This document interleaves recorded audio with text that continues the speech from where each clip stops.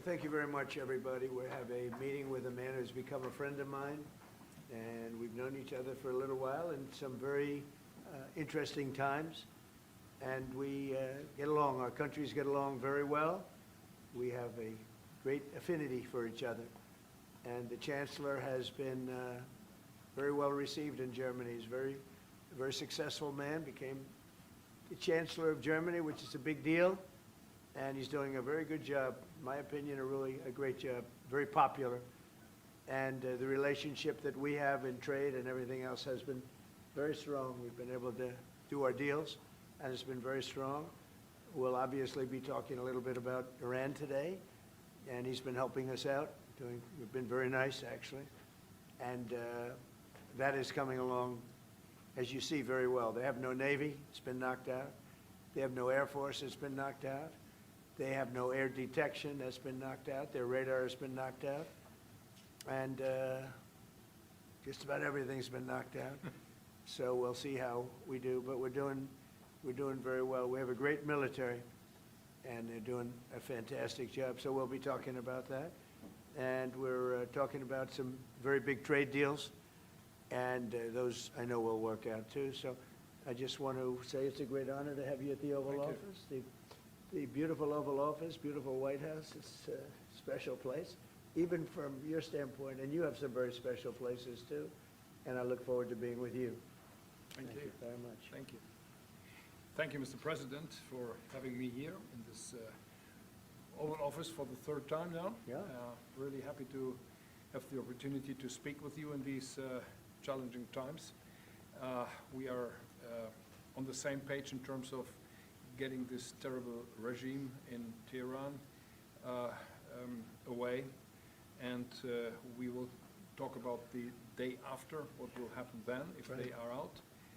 We have to talk about our trade agreement, which I would like to be in place as soon as possible. And we have to talk about Ukraine.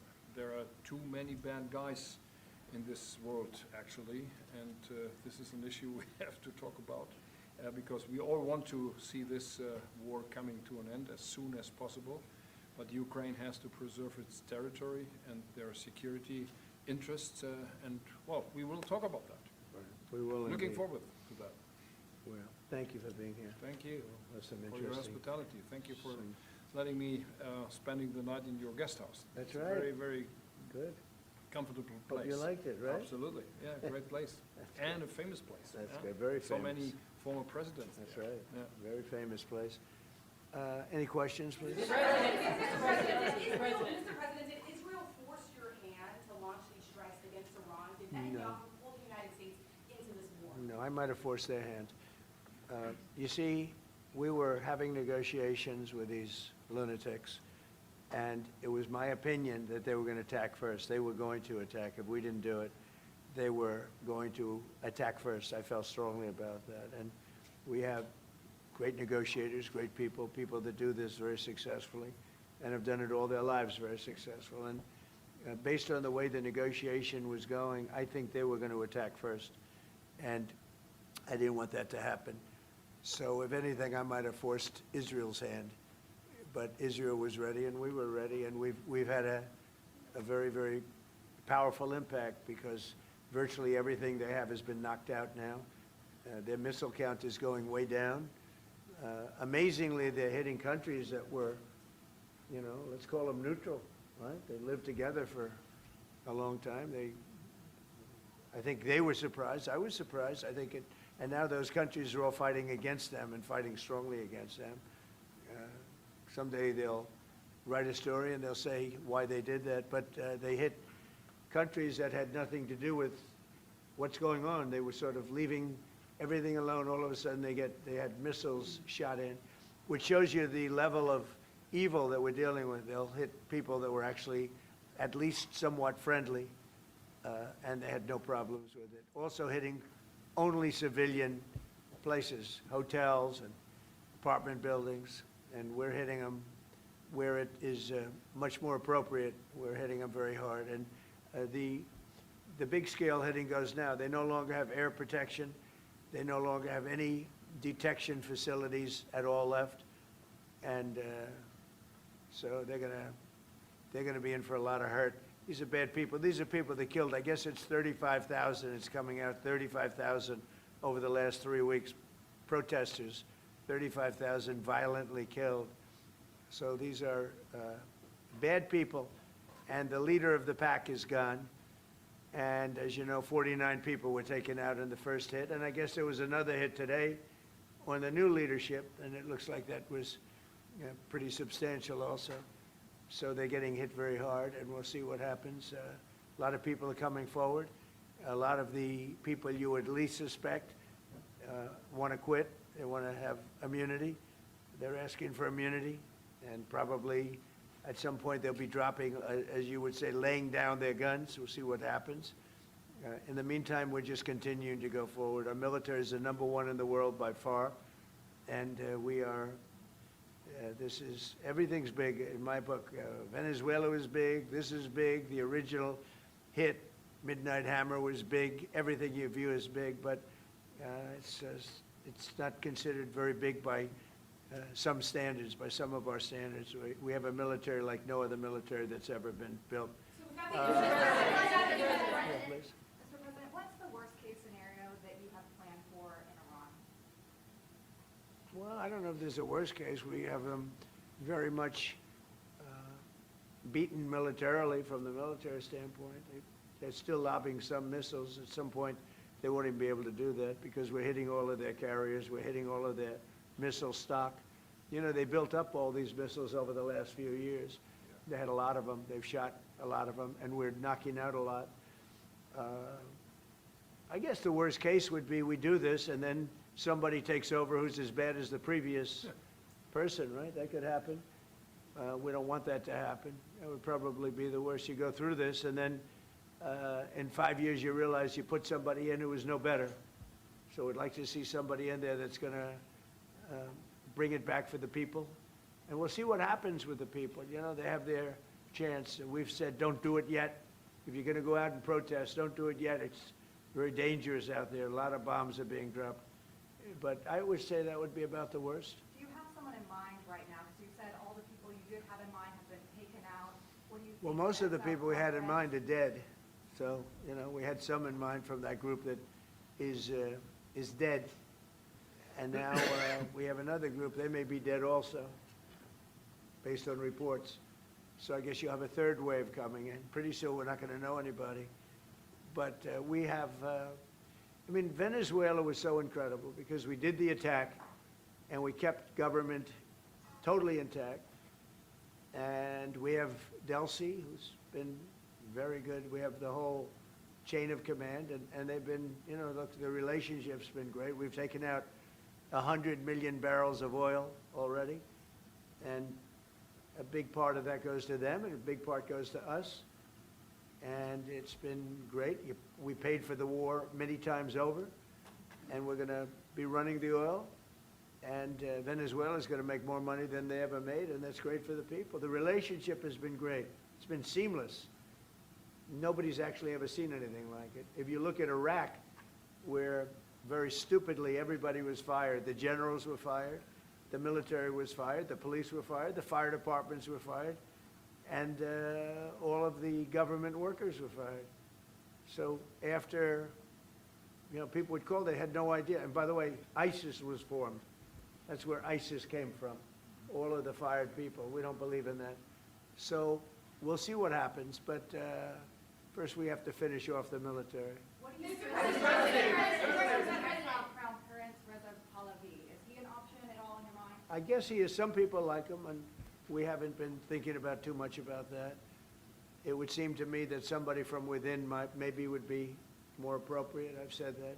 He looks like a very nice person, but it would seem to me that somebody that's there, that's currently popular, if there's such a person. But we have people like that. We have people that were more moderate. You know, these were radical lunatics, and you know what they get? They get nothing. All they do is kill people. Mr. President, what exactly was the imminent? You've asked, so not your turn. Not your turn, please. Mr. President, you've been to take the heat off the Europeans to present to the Alpine Vucci calls on the allies What does that mean? Well, you have to ask Mark Rutte. He said not as part of NATO, but to be helpful to you in this. Well, some of the European nations have been helpful and some haven't. And I'm, very surprised. Germany's been great. He's been terrific. Others have been very good, terrific. I think that the head of NATO, Mark, is fantastic, okay? He is. Mark Rutte. I think he's fantastic. But some of the European, like Spain, has been terrible. In fact, I told Scott, cut off all dealings with Spain. Spain, first of all, it started when every European nation, at my request, paid 5%, which they should be doing. And everybody was enthusiastic about it, Germany, everybody. And Spain didn't do it. And now Spain actually said that we can't use their bases, and that's all right. We could use their base if we want. We could just fly in and use it. Nobody's going to tell us not to use it, but we don't have to. But they were unfriendly, and so I told him we don't want to. Spain has absolutely nothing that we need other than great people. They have great people, but they don't have great leadership. And as you know, they were the only country that in NATO would not agree to go up to 5%. I don't think they would have agreed to go up to anything. They wanted to keep it at 2%, and they don't pay the 2%. So we're going to cut off all trade with Spain. We don't want anything to do with Spain. What is the expectation towards? And I'm not, by the way, I'm not happy with the UK either. That island that you read about, the lease, okay, he made it, for whatever reason, he made a lease of the island. Somebody came and took it away from him. And it's taken 3-4 days for us to work out where we can land there. It would have been much more convenient landing there as opposed to flying many extra hours. So we are very surprised. This is not Winston Churchill that we're dealing with. Mr. President, what's your expectations towards Germany? What can Germany do and what should Germany do to help you in this one? Well, I think they're doing it. I mean, they're letting us land in certain areas, and that's, we appreciate it, and they're just making it comfortable. We're not asking them to put boots on the ground or anything. I mean, we're just, they're a respected country. I have a very good relationship with the country. We have, in particular now, with this leader, with this new leader. I think he's an excellent leader. I had my differences with Angela. I said, you're hurting your country with immigration and you're hurting your country with energy. And we have a man sitting on my right that is, I think, pretty much the opposite of her on energy and the opposite on immigration. And I think he's doing very well. Mr. President, commercial air travel right now is severely restricted in the Middle East, and thousands of Americans are stranded. Why wasn't there an evacuation plan, and will you send planes to get people out? Well, because it happened all very quickly. We thought, and I thought maybe more so than most, I could ask Marco, but I thought we were going to have a situation where we were going to be attacked. They were getting ready to attack Israel. They were getting ready to attack others. You're seeing that right now. And a lot of those missiles that are hitting in, those are stationary. Those were aimed there for a long period of time at these other countries. So I think I was right about that. We attacked first. And if we didn't, it could have been, look, we're really decimating them. They're being decimated. And if we didn't, and by the way, we have massive amounts of ammunition. We have the high end. A lot of it was given away stupidly by Biden, very stupidly, for free. And I'm all for Ukraine, but they gave away a lot. As you know, when I give away ammunition, everybody pays for it. The European Union's paying for it. Then they can do what they want with it, but they are giving it, let's say, to Ukraine, and it's okay. But we gave away a lot of high end, but we have plenty. But we have unlimited middle and upper ammunition, which is really what we're using in this war. And we have really an unlimited supply. We also have a lot of the very high end stored in different countries throughout the world. We're literally storing it there, which is actually something that I insisted on in my first term. I rebuilt the military in my first term. The military is great.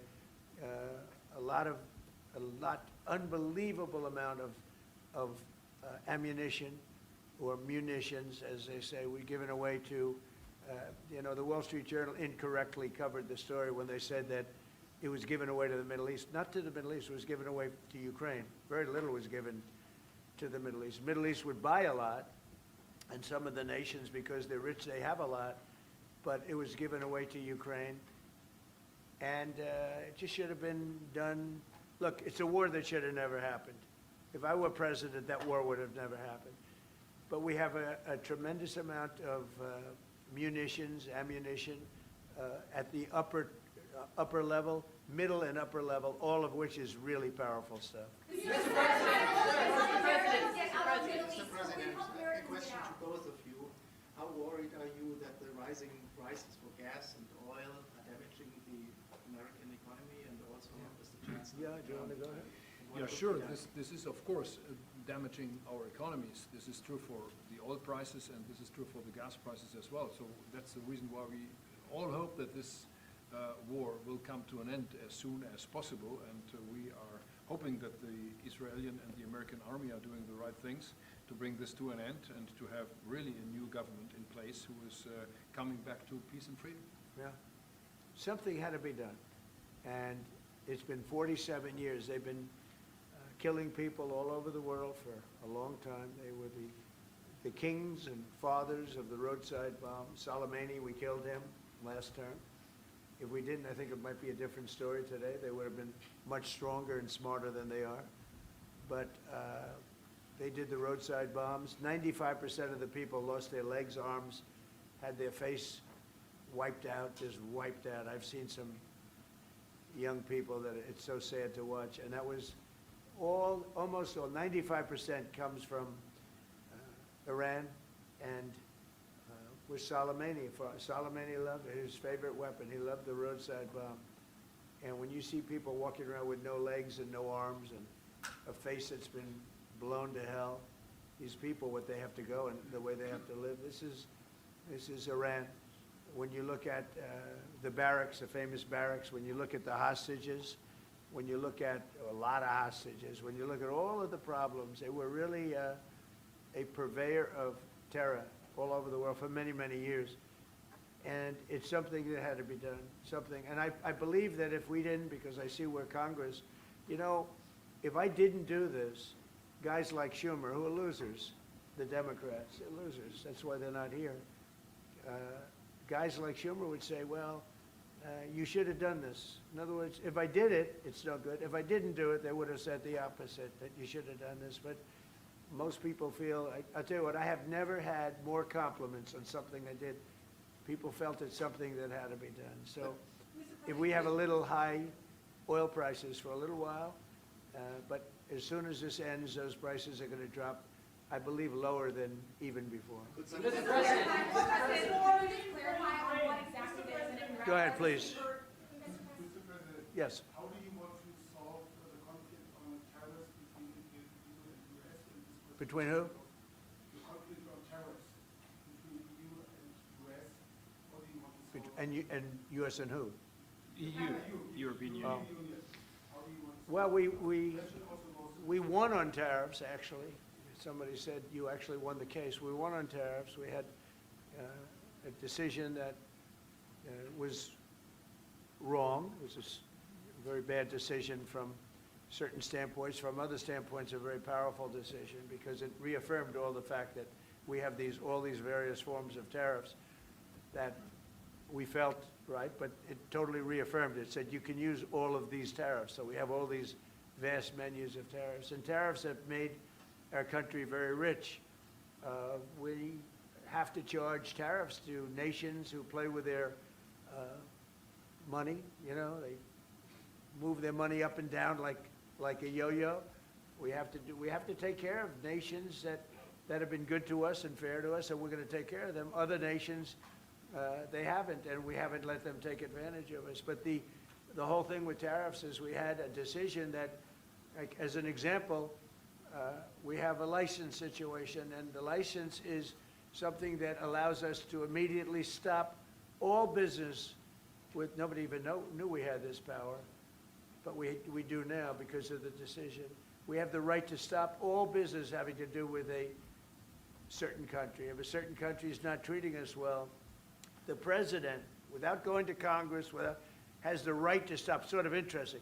I have the right to stop, but under that one law, I didn't have the right to charge them. So I have the right to license them, but I don't have the right to charge, which is frankly ridiculous. But the right was given to us by the Supreme Court. And we have the right, as an example, we talked about Spain. I could tomorrow stop, or today, even better, stop everything having to do with Spain. All business having to do with Spain, I have the right to stop it. Embargoes, do anything I want with it. And we may do that with Spain. What do you think? Well, sir, I think we're going to talk about it with you. I know that you have strong power, the Supreme Court clarified.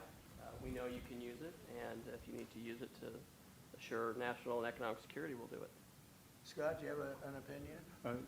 Sir, I agree. The Supreme Court reaffirmed your ability to implement an embargo, and as we've talked, from your first term, the Section 301s and the 232s have withheld more than 4,000 lawsuits, and USTR and Commerce are going to begin investigations, and we'll move forward with those. And we've instituted a 15% tariff on everybody, as you know, and just used, I'll tell you, we had a couple of paragraphs written in that opinion that were really incredible. Justice Kavanaugh wrote a fantastic dissent, but in his dissent, he said what we should do, and we knew that too.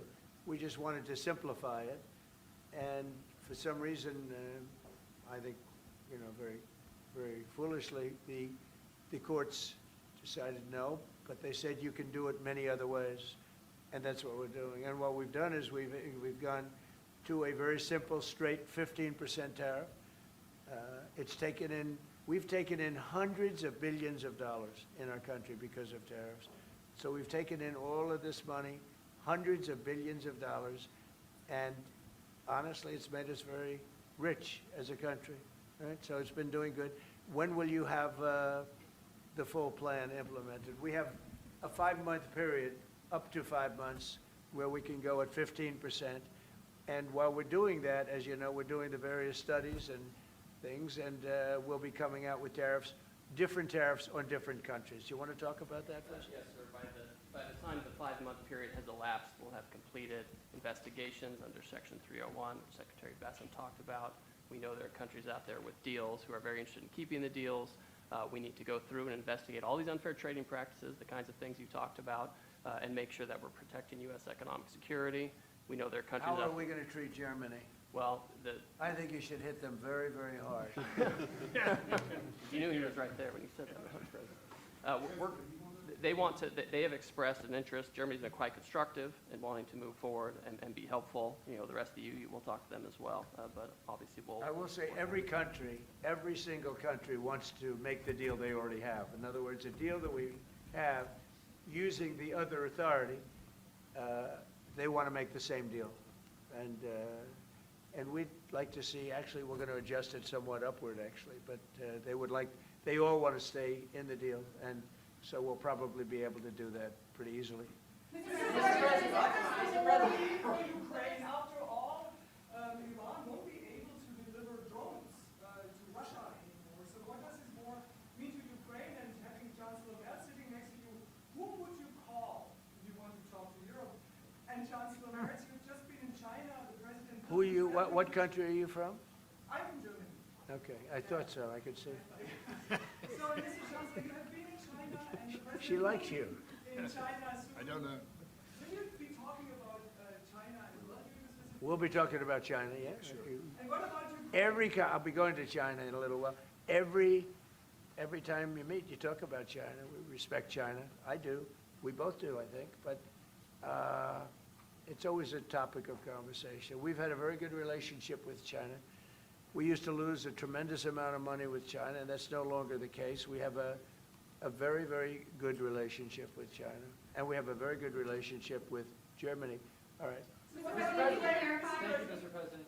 We've seen countries around the world, many of whom don't usually work together, working with the United States on Iran, whether it's Saudi Arabia working with the United States, Israel, Qatari shooting down Iranian aircraft, and we've also seen European countries step up.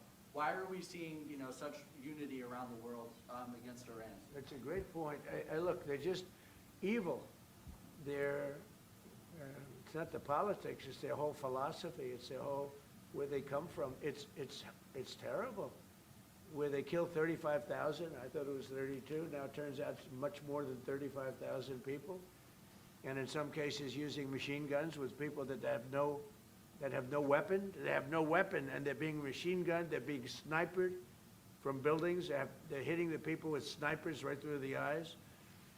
It's just a very evil ideology.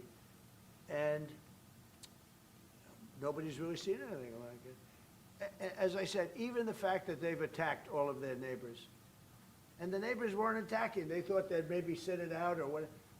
They've hit Qatar, they've hit UAE, they've hit Saudi Arabia, they've hit Oman.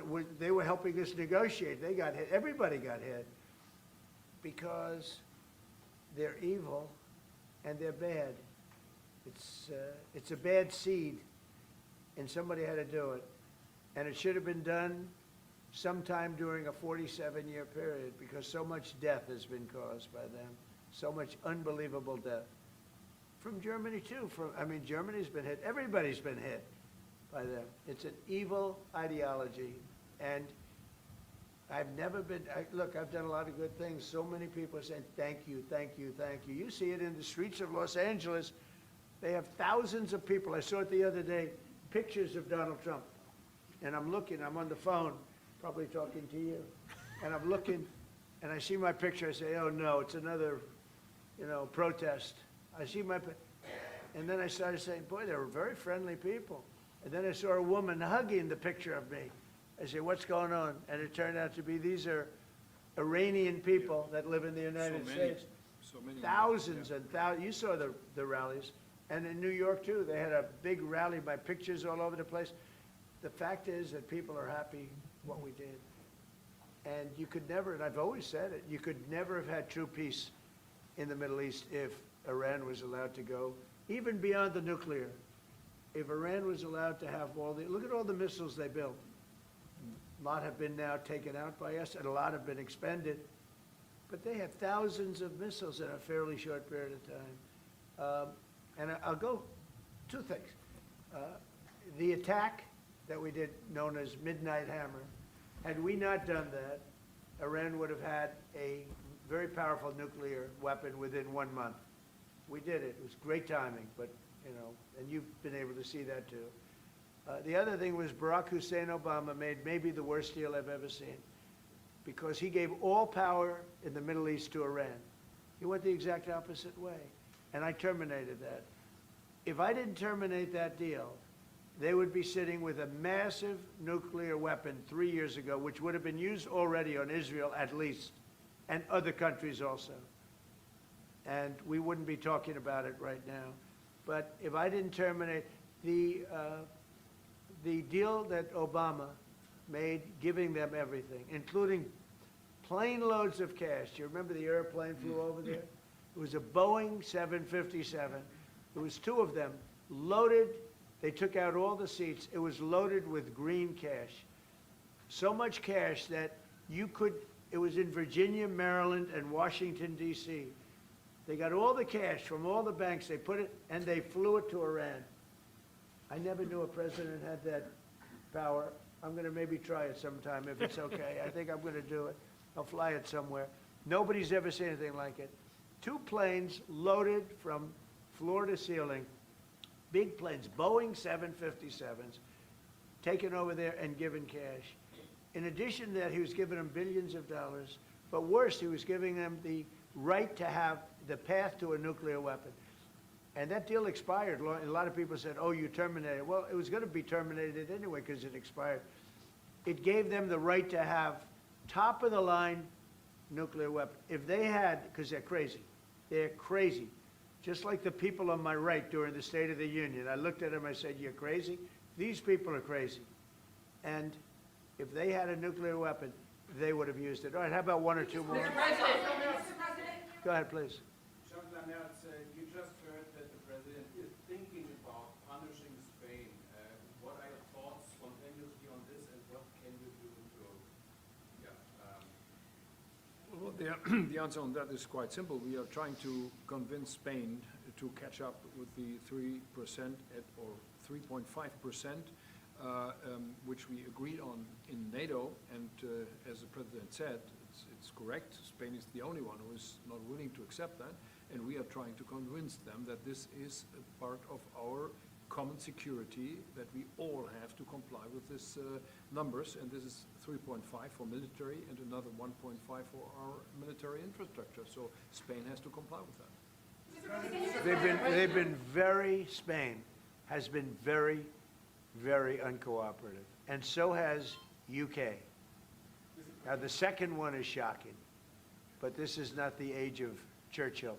I will say the UK has been very, very uncooperative with that stupid island that they have, that they gave away and took a 100-year lease, having to do with perhaps indigenous people claiming the island that never even saw the island before.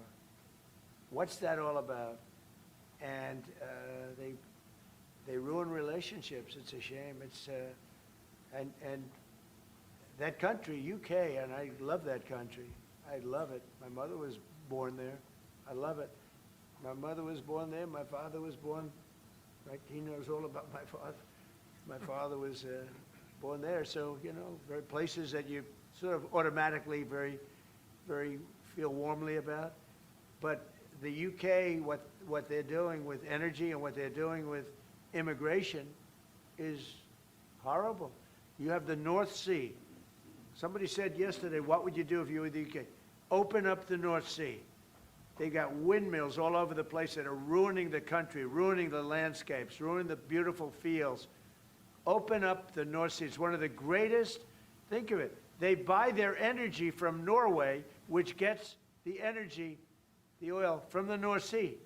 So Norway drills in the North Sea and sells it to UK. And UK has a better part of the North Sea. Open up that, and number two, illegal immigration. They got to solve that problem. And I must say, that's not only UK, that's other parts of the European Union that have the same problem. Immigration and energy. The energy is through the roof, the highest in the world. And the immigration is, I mean, you know, look, you have places where in the UK, you have a terrible mayor of London, terrible, he's an incompetent guy. But you have Sharia courts. You don't have Sharia courts. You don't want Sharia courts. You have Sharia courts adjudicating law.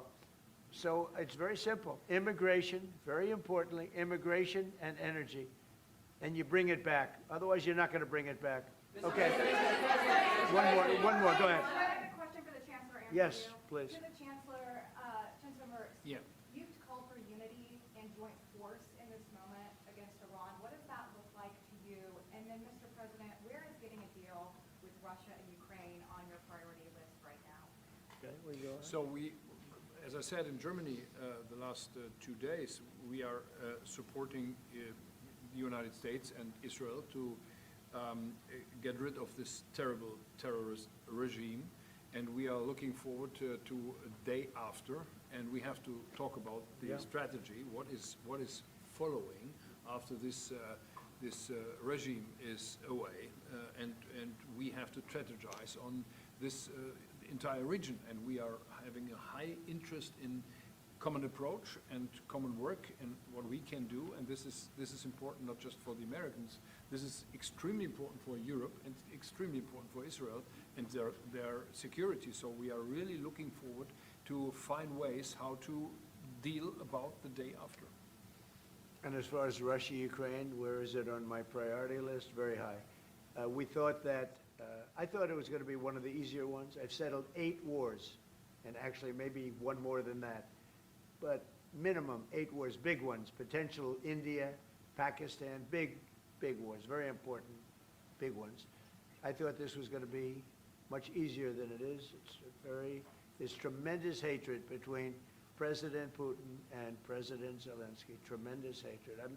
I've seen a lot of hatred in my life, but I think this is about top scale. I believe it's going to happen. Sometimes I blame one, sometimes I blame the other. I think it's going to happen, but it's high on my list. Not in that it affects the United States so much, because it's very far away, but last week and for the last 4 weeks, actually, 32,000 soldiers died. 32,000. And it's been averaging 25 to 30,000 soldiers a month have been dying in that stupid war.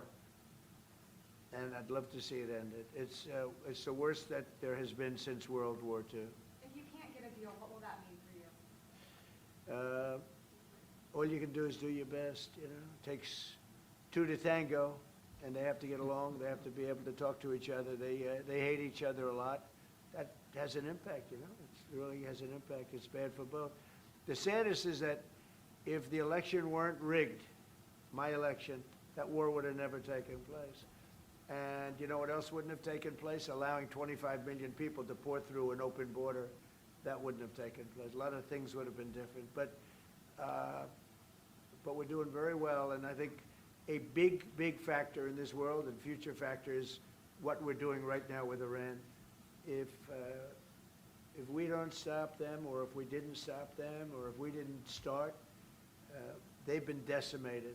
But if we didn't do what we're doing right now, you would have had a nuclear war, and they would have taken out many countries, because you know what? They're sick people. They're mentally ill, sick people. They're angry, they're crazy, they're sick. Thank you very much. Thank you very much, everyone. Thank you, Press. Thank you, Press. Thank you. Thank you, guys. Keep moving. Thank you. Moving, guys. Thank you. This way. Thank you, Press. Keep moving. Thank you. Thanks, guys. Moving out the door. Thank you, guys. Keep moving.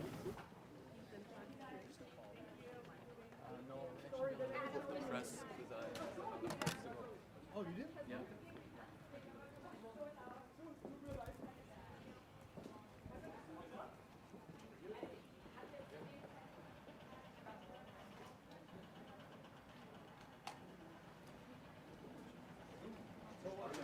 I like what you did.